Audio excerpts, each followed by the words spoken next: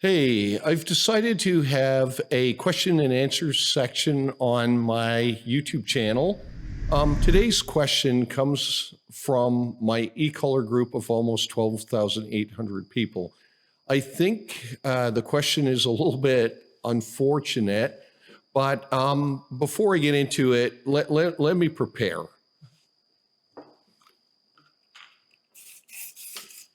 Yeah, that's some anti-troll spray.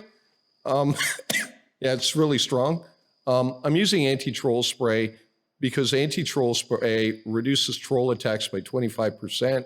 I'd rather fight 75 trolls than 100 trolls.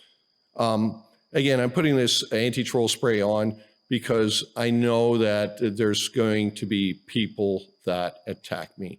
So first things first. Yeah, I'm not sharing the lady's information, her name, where she lives, any of that information. And you know what? If somebody has something negative to say about you on the internet, you know. Who cares if someone calls you cringe? Jesus Christ.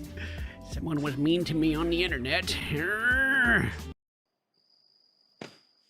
And then the other thing is, just so somebody can't go back and figure out who this person is, I am going to do the dirty delete on the post. So again, even the post is going to disappear. And some would see that, you know, they would believe that I should just let it stand. But guess what? Whatever, I do what I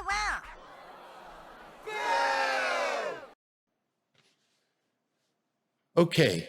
So let's get to the lady's post. She has to say, so my 3-year-old golden retriever has been eCollar trained since 1. He was professionally trained onto the collar, and me and our trainer have tried to figure out why he actually keeps being literally shot. He squeals and cries and throws himself on the floor on a level 2. Educator in brackets, but will turn around and take a 50 within the minute. My trainer and I, after looking into every possible explanation, have come to the conclusion my pup is just ready for this? A drama queen. But no matter what I do, he still acts like he's dying. When we're in public, and I gave him a gentle correction. He has a fit, like always, and people have said that I'm abusing him. I have even had animal control called on me for animal abuse by my neighbor after he had a fit, because I told him no. Everything was dropped after they found I love my pup with my whole life. Yeah, where have you heard that before? I've tried to explain he's fine and his reaction is simply extremely exaggerated. How should I deal with these situations, or anyone ever experienced this? So, yeah, when I first read this, I thought the lady was looking for help, why this behavior might be occurring. And I reread this post like over and over, probably about 10 times. And I just recently figured out she wasn't looking for help with her dog. She was probably looking for help with haters.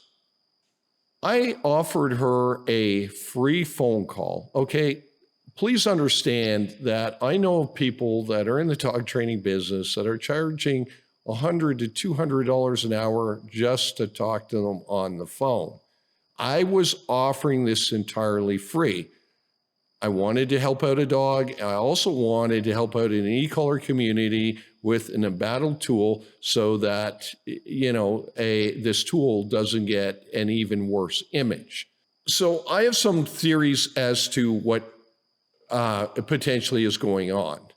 So the first thing that, you know, if I would have spoken to her, I wouldn't have immediately asked her, well, did you train like this, like that? Because I know after having some of these phone calls before, people maybe feel like they're being attacked, and that wouldn't be my goal at all. So I would have offered some things to try first before asking her a lot about her training. The first thing I would have had her do is take her eCollar, attach it to the meaty part of the forearm start at level 1 and start going up the scale. So stim at 1, 2, 3, 4, 5, all the way up to as high as she could take it. Hopefully that's somewhere between 15 and 20 at least, and then come back down the scale. Why would I do that? I do that so that if the equipment had some sort of malfunction or issue with it, for instance, say the rheostat was bad, hopefully she would have been able to, at least check that off the list of things that she's tried. No, my equipment is good. We can move on to the next thing. Potentially she could have had a bad piece of equipment, mystery solved. I think it's highly unfortunate that she just jumped to the conclusion that she had, in air quotes, drama queen. Okay, so the next thing that the thing that I believe is most likely why her dog is not feeling it at level 50. If her dog is that soft and isn't showing any negative displays, I've just seen countless times where it's a contact issue. So I did a video on contact issues, and you can watch that after this one if you want. But my secret sauce for fixing contact issues, the biggest part of it is double brick. So that means spending around, if the lady wanted to buy it through me, it's $95 US and tax. And, when you think of what a trainer charges for services and all the other things like going with the comfort wings, et cetera, that's really not a lot of money to spend. There is a part B to that too, though. I'm guessing she's using the default contacts. The hair of a golden retriever is way too thick for those default contacts. I don't like the default contacts to begin with. They feel very cheap. I like, the nice titanium contact point, so your dog has less chances of having an allergic reaction to them. They come in different lengths. I would have suggested something a little bit longer. So double brick with titanium contacts. That level 50, it's highly unlikely that her dog wouldn't be feeling a level 50. However, the possibility is still there. So the next thing that I would have looked into is I would have at that point asked her some questions about where she's training, where her dog is feeling these high levels, because it's entirely possible she thinks she's stimming at a 2 and it's something else actually triggering it. And this is really remote chance of this, but you got to check everything off. For instance, I've heard of, say, high voltage power lines triggering. And again, when I heard this, it was more than 10 to 15 years ago, these sorts of things. High voltage power lines triggering, or maybe some type of CB or ham radio close by that spike in radio waves was somehow triggering it. Now, the odds are really against this because these devices are digitally encoded and you have to be on the exact right frequency to actually trigger it under most circumstances, okay? There is another explanation too, though, where maybe her dog feels, so again, I really doubt that she was actually at a level 2. I think she was saying that figuratively, figuratively as opposed to literally. So she was probably higher than a level 2, but maybe she was quite low. What can happen is classical conditioning. So when people hear classical conditioning, they think Pavlovian dog, bell rings, dog salivates. Well, classical conditioning can be anything where there is an association, okay? So maybe the dog has been blasted over and over with high levels, and now when the dog feels a low level, it triggers the experience of the high level. So I know some of you out there think that I'm being very dramatic and all of this. I almost sound like an eCollar hater. Let me explain. Okay, I'll give you an analogy. Say when you were a kid, you had this evil friend, you were afraid of spiders. One day the friend ties you down, dumps 50 spiders on you. You're freaking out, screaming, whatever. Your friend's laughing with great delight and eventually unties you and you run away from the spider. So many years you do everything possible to avoid spiders. And then one day you're at work and your coworker thinks it's funny. They take a little tiny rubber spider and they throw it at you. You see this solitary spider and you jump and you freak out because of that bad experience you had. This can happen with eCollar training also. The animal or even a person gets conditioned that low level feels more like a high level. So that's entirely possible. That's where you start getting into, the questions of, okay, exactly how your dog was trained. There's difference between escape and avoidance training. The bigger thing here is with these pet dogs. And again, golden retrievers, you can get some that are, pretty hard, relatively hard, and they can put up with a fair amount because they were bred for field trials. Others are really soft, okay? But what sometimes happens with people who go through some eCollar training is that they look at videos of, say, a professional trainer working with their Malinois that have a diamond hard dog, and now they apply that same set of goals to their pet dog. So they have this relatively soft dog and they're putting this dog just through a ton of grief. They're making the dog go to place on spot number 1 and go back to spot number 2 and then to spot number 3 and now going into a down, and they're insisting on this and they're just whacking away on the buttons. And you know what? The dog wasn't ever bred for that. Their particular dog might come from show lines or conformation lines, and the dog's just really soft. And they're being put through all this. And then the other thing was the dog wasn't conditioned slowly where they could be put through higher and higher levels of adversity. You can take some dogs that are relatively soft and build them up a little bit, but there's going to be a limit. And, often a lot of eCollar trainers also don't have the concept of rewarding the behavior. Just because you're correcting, you're using negative reinforcement and positive punishment, doesn't mean that you can't build the dog back up with rewards. Now, again, this is covered in a lot of my other videos. Some trainers will go, yeah, I use positive reinforcement. I give the dog praise. Some dogs don't care about praise. Some dogs love praise.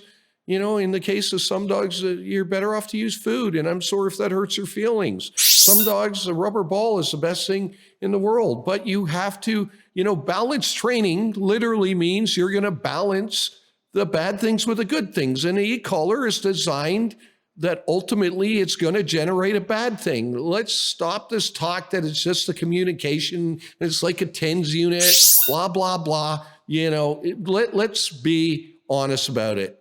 If we wanted to just communicate with our dog, we could easily teach our dog English words through positive reinforcement. The eCollar there is to cause a negative sensation or a sensation that the dog dislikes to get him to comply with a command that he already knows.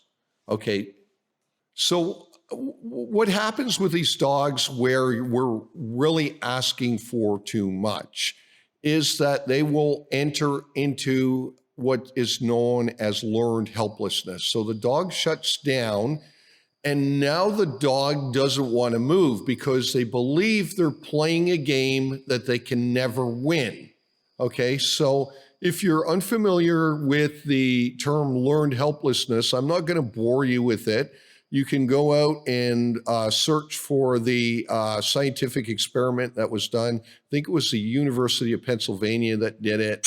Pretty horrible stuff, but read that and you'll understand where I'm coming from with the term learned helplessness. And again, these sorts of things aren't doing any favors for the eCollar community. So let's get on to why I care about this so much. I care about this so much because I care about any dog. I don't want to see any dog suffer. I don't want to see them be put through a ton of grief where it's not necessary. When I hear about a dog that dies somewhere, even if it was old, it still breaks my heart, even if I didn't know the dog. And that's as sincere and honest as anybody can be. The next thing, right? So the eCollar community keeps screaming about, oh, in this country, they banned eCollars. That country, they banned eCollars. We don't want the ban here. How are you helping your cause when you just want to tell everybody that eCollars are great? And when there's things that, look really bad to the public, you're being silent about it. I'm sorry, you're greasing the rails for the ban. Look, she had multiple people tell her she was abusing her dog. Obviously, she's not putting forth a good image for eCollars to the public. It was so bad that her neighbor called animal control. If her dog yipped or yiped or screeched once or twice, in say a month's time, I don't think the neighbor would have called animal control. I could be wrong. They could have an ultra sensitive neighbor.